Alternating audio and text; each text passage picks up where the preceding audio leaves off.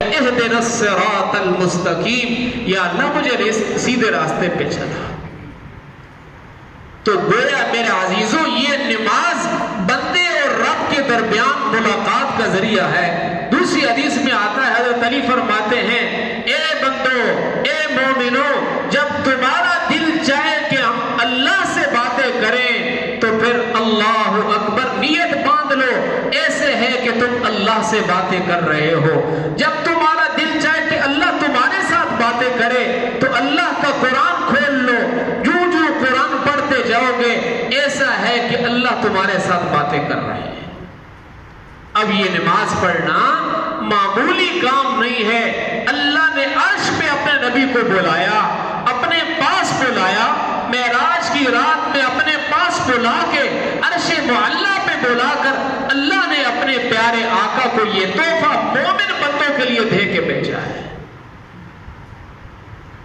ورنہ میرے عزیزو اگر اسلام میں اس کی اہمیت نہ ہوتی، جیسے باقی 4 رکن زمین پہ اللہ نے جبرائیل کے واسطے سے بھیجے ہیں، اللہ نماز کا حکم بھی بھیج سکتے تھے، لیکن اللہ نے کیوں آسمان پہ بلایا، اپنے پاس بلا کر نماز کا تحفہ دیا؟ ہمیں سمجھانے کے لیے کہ یہ نماز بڑی اہم چیز ہے۔ اسی وجہ سے حدیث پاک میں آتا ہے جب انسان مر جاتا ہے، مرنے کے بعد سارے رشتے ٹوٹ جاتے ہیں، سارے تعلقات ٹوٹ جاتے ہیں، انسان اکیلا 2 گز قبر کے ٹکڑے میں رکھا جاتا ہے۔ اس 2 گز کے ٹکڑے میں سب سے پہلی چیز جس کا پوچھا جاتا ہے وہ نماز ہے۔ قیامت میں سب سے پہلے نماز کو تولا جائے گا۔ حدیث میں آتا ہے اگر نماز پوری ہے باقی اعمال بھی پورے ہیں، اگر نماز میں کمی ہے تو باقی اعمال میں بھی کمی ہوگی۔ اسی لیے میرے عزیزو آپ اندازہ لگائیں، سب سے پہلی جو بنیاد اور سیڑھی ہے میرے نبی کی زندگی کو دیکھیں کہ میرے آقا نے نماز کا کیسا اہتمام کیا ہے، نماز کا کیسے خیال رکھا ہے۔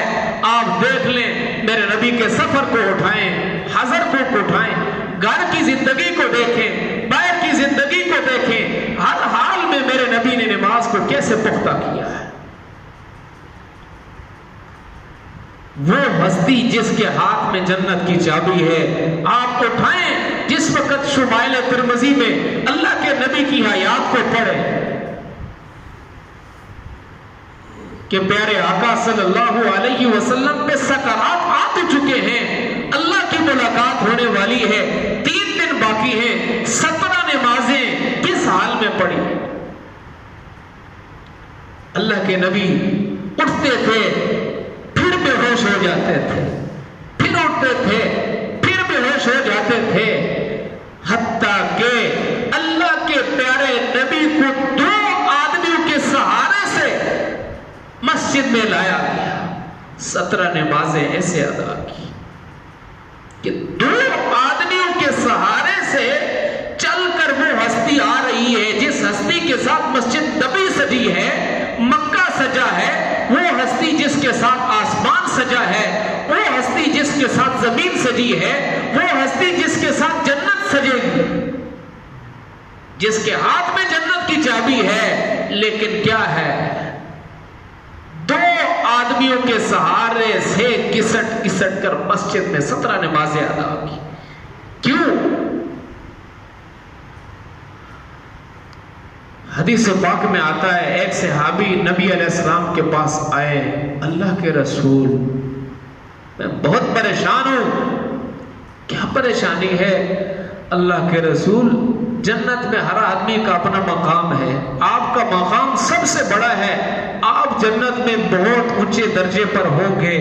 دنیا میں تو جب دل ملاتا ہے پریشان ہوتا ہے، ہم پریشانی کے عالم میں آپ کے گھر میں، آپ کے حجرے میں، آپ کی مسجد میں آپ کی زیارت کے لیے آتے ہیں، سارے غم بھول جاتے ہیں، لیکن جب ہم جنت میں جائیں گے آپ کا درجہ اونچا ہوگا، ہم نیچے ہوں گے، آپ کی زیارت اگر جنت میں نہیں ہوگی تو ہمیں جنت میں بھی پریشانی ہوگی۔ نبی علیہ السلام نے فرمایا اگر تم میرا ساتھ چاہتے چاہتے ہو جنت میں تو سجدوں کی کثرت سے میری مدد کرنا، سجدوں کی کثرت سے میری مدد کرنا۔ کیا مراد ہے؟ مراد یہ ہے کہ نماز کا اہتمام کرنا۔ اب آپ دیکھ لیجئے، ہمارے گھروں میں بجلی لگی ہوئی ہے، گیس لگی ہوئی ہے، ٹیلی فون لگی ہوئی ہے، 1 مہینہ محکمے والے صبر کریں گے، 2 مہینہ صبر کریں گے، بالآخر آ کر کنیکشن کاٹ لیں گے۔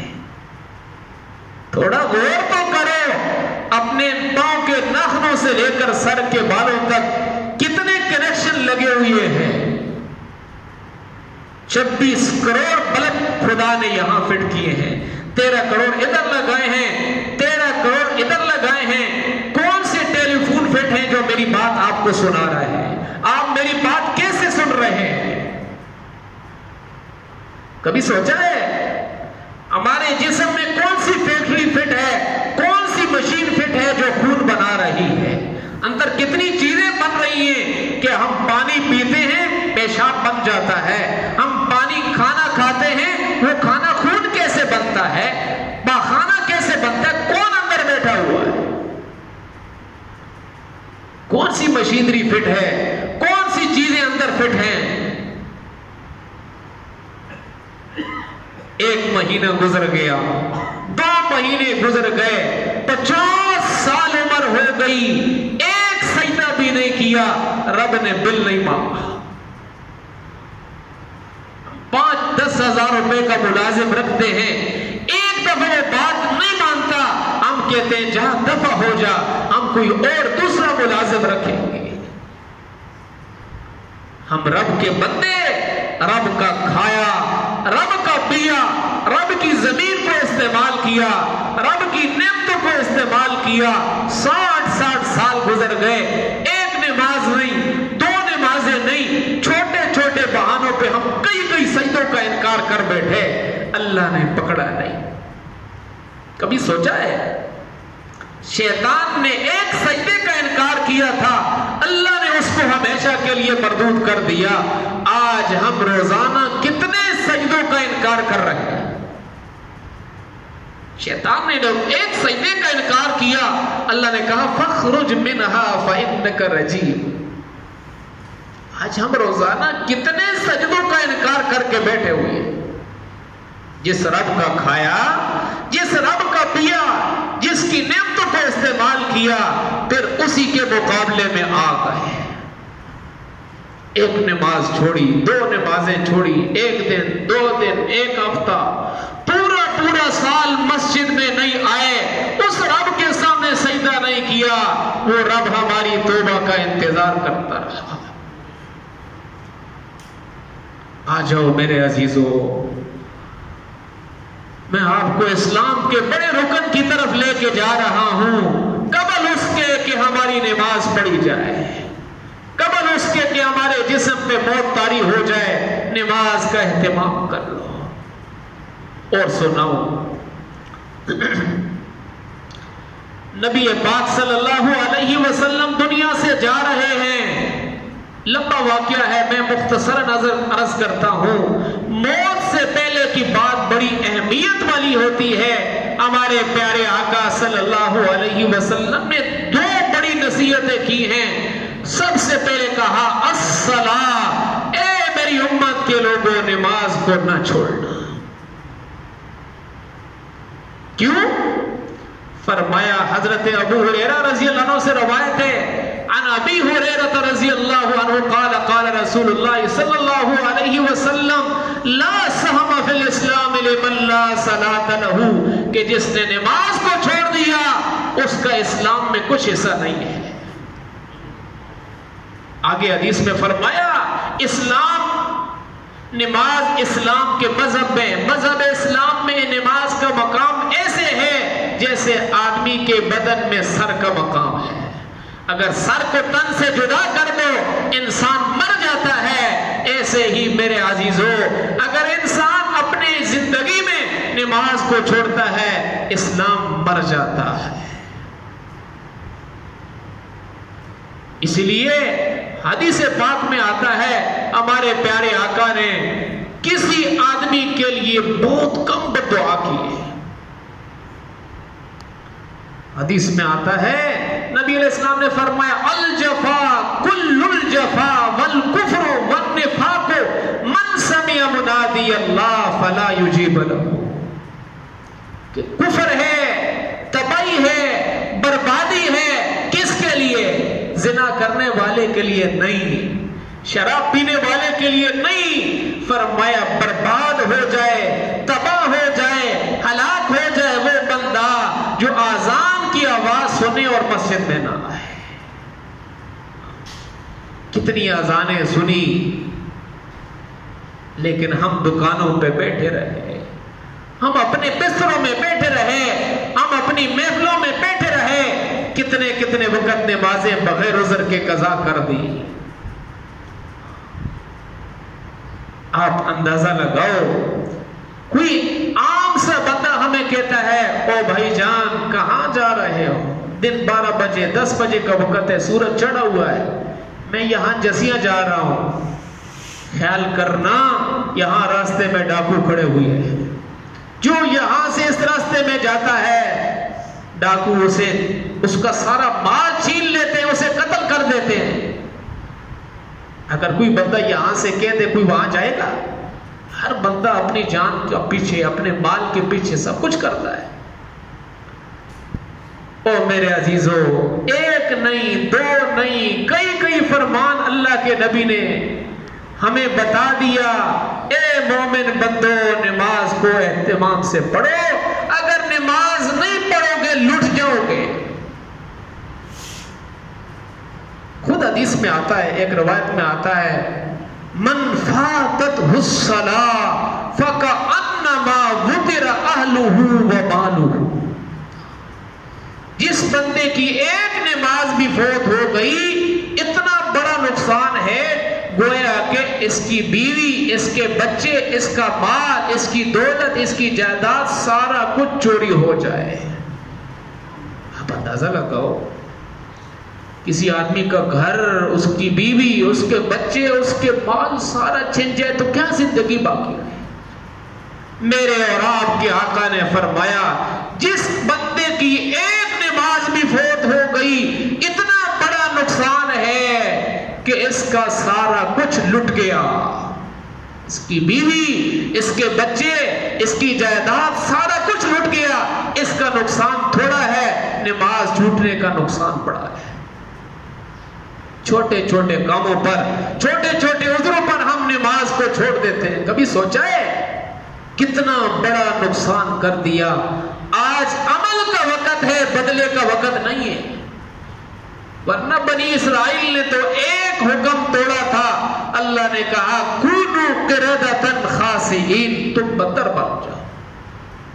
آج ہم بندر کیوں نہیں بن رہے ہیں؟ ہمارے چہرے کیوں نہیں بدل رہے ہیں کہ درمیان میں آقا کی دعا آئی ہوئی ہے. آ جاؤ، واپس آ جاؤ، نماز کا اہتمام کر لو. حدیث پاک میں آتا ہے جو بندہ نماز کا اہتمام کرتا ہے اللہ پہلا انعام یہ دیتے ہیں اس کا رزق کشادہ کر دیتے ہیں. عزت کی موت آتی ہے، ایمان کی موت ملتی ہے، قبر کا عذاب اڑا دیا جاتا ہے، بغیر حساب کے جنت میں داخل کیا جاتا ہے. اور اگر نماز کا اہتمام نہیں ہوگا پہلی سزا یہ ہے اللہ روزی تنگ کر دیں گے. دوسری سزا اللہ اس کے چہرے سے ایمان کا جو نور چھین لیں گے. نیک آدمیوں کی دعا میں اس کا حصہ نہیں ہوگا. اور ایک عذاب یہ بھی حدیث میں آتا ہے بھوکا مرے گا، پیاسا مرے گا، ذلت کی موت آئے گی. اور جب مر جائے گا حدیث میں آتا ہے بے نمازی آدمی کو قبر میں 3 قسم کا عذاب دیا جائے گا. پہلا عذاب یہ ہوگا کہ اس کی قبر کو تنگ کیا جائے گا. آپ اندازہ لگاؤ، کوئی عام سا بندہ یہاں سے بندہ آدمی آ کر کسی کو دبائے، ایسے دبوچے کتنا آدمی ہل جاتا ہے. تھوڑا سوچو تو صحیح، چشمے تصور میں جا کے سوچو کہ جہاں انسان اکیلا 2 گز کے ٹکڑے میں پڑا ہوا ہے، منو مٹی اوپر ہے، منو مٹی نیچے ہے، چاروں طرف مٹی ہی مٹی ہے، اس انسان کی مدد کے لیے کوئی پہنچنے والا نہیں ہے، اس تنہائی کے عالم میں اللہ کا عذاب آ چکا ہے، بے نمازی آدمی کو یہ قبر ایسے دبائے گی۔ ہمارے نبی نے بتایا ہے، کیا بتایا؟ فرمایا قبر ایسے دبائے گی کہ دونوں پسلیاں آپس میں مل جائیں گی۔ کیا کر رہے ہیں؟ ایسے قبر دبائے گی کہ دونوں پسلیاں آپس میں مل جائیں گی۔ اور اسی پہ بس نہیں ہے، ہمارے نبی نے فرمایا دوسرا عذاب قبر میں یہ ہوگا کہ اس کی قبر کو آگ کے انگاروں سے بھر دیا جائے گا۔ ماچس کی تیلی لگاؤ، کوئی سگریٹ لگانے والا بندہ اپنے جیب سے ماچس نکالے، ماچس نکالنے کے بعد لگاؤ، 1 سیکنڈ کے لیے اپنی انگلی کو اوپر رکھو، رکھ سکتے ہو؟ جب یہ آگ برداشت نہیں کر سکتے تو قبر انگاروں سے بھری ہوئی ہم کیسے برداشت کریں گے؟ یہاں تو زندگی میں اگر کوئی بندہ جل جاتا ہے تو مر جاتا ہے، بات ہی ختم ہے، لیکن وہاں تو موت آ چکی ہے، اب تو قیامت تک یہی روحانی زندگی ہوگی، برزخی زندگی ہوگی۔ ایک جسم جلے گا، اللہ دوسرا بنا دیں گے، کلما نضجت جلودہم بدلناہم جلودا غیرہا لیذوقوا العذاب، دوسرا جلے گا، اللہ تیسرا چمڑا بنا دیں گے، جلتا رہے گا، بنتا رہے گا۔ تیسرا عذاب یہ ہوگا جب بے نمازی آدمی مرے گا، اللہ اس کی قبر میں ایسا سانپ بھیجے گا جس کی آنکھیں آگ کی ہوگی، اس کا ڈنگ، اس کا ڈسنا گرم لوہے کا ہوگا، اتنا لمبا ہوگا، 1 دن پورا چل کے اس کے ختم تک پہنچا جائے۔ یہ سانپ جب اس مردے کو 1 دفعہ ڈسے گا، میرے اور آپ کے آقا نے فرمایا 70 ہاتھ مردہ زمین میں دس جائے گا۔ یہ ہم برداشت کر سکتے ہیں؟ اگر ہم برداشت کر سکتے ہیں یہ سارے عذابات، پھر تو اپنی زندگی کو بدلنے کی نیت نہ کریں۔ اگر ہم یہ عذاب نہیں برداشت کر سکتے، یقیناً نہیں برداشت کر سکتے، آؤ سارے مل کر ایک عہد کریں، آؤ سارے مل کر ایک نیت کریں، ایک عزم کریں کہ ہم نے زندگی میں مر جانا ہے لیکن سجدے کو نہیں چھوڑنا۔ کسی حال میں نماز معاف نہیں ہے۔ آدمی کی طبیعت خراب ہے، روزہ نہ رکھو، بعد میں رکھ لو۔ حج صحت ہے، جاؤ، چھوڑ دو، پھر بعد میں کر لو۔ لیکن جب نماز کی باری آئی، اللہ نے فرمایا کھڑے ہو کے پڑھو۔ اگر کھڑے ہو کے نہیں پڑھ سکتے بیٹھ کے پڑھ لو، اگر بیٹھ کے نہیں پڑھ سکتے لیٹ کے پڑھ لو، اگر لیٹ کر بھی نہیں پڑھ سکتے تو اشاروں سے پڑھ لو، اگر اشارہ بھی نہیں کر سکتے پھر معافی۔ ہمارا اللہ، آج ہمارے چھوٹے چھوٹے عذر ہیں، گرمی زیادہ ہے، سردی زیادہ ہے، موسم خراب ہے۔ میرے عزیزو، قیامت کے میدان میں ایک طرف شہدائے کربلا اٹھاؤ، میدان کربلا میں کیسی نماز ظہر ادا کی گئی؟ جمعرات کے دن ظہر کی نماز تیر کے بچھاڑوں میں ادا کی گئی۔ میرے اور آپ کے نبی کے نواسے خون آلودہ ہو کر تیروں کی بوچھاڑ میں ظہر کی نماز کو ادا کر رہے ہیں۔ جب ہم آئیں گے قیامت کے دن تو ایک طرف ہم ہوں گے اور دوسری طرف شہدائے کربلا ہوں گے۔ اللہ پوچھے گی، یہ ہیں جنہوں نے تیروں کی بوچھاڑ میں نماز پڑھی، ہم کیا جواب دیں گے؟ ہمارے پاس کیا عذر ہے؟ آ جاؤ، واپس آ جاؤ۔ میں تنقید نہیں کر رہا ہوں، میں آپ کے ساتھ مذاکرہ کر رہا ہوں کہ میرے عزیزوں، بڑی بدبختی ہے، ہم گھروں میں سوئے رہے، نماز چلی گئی۔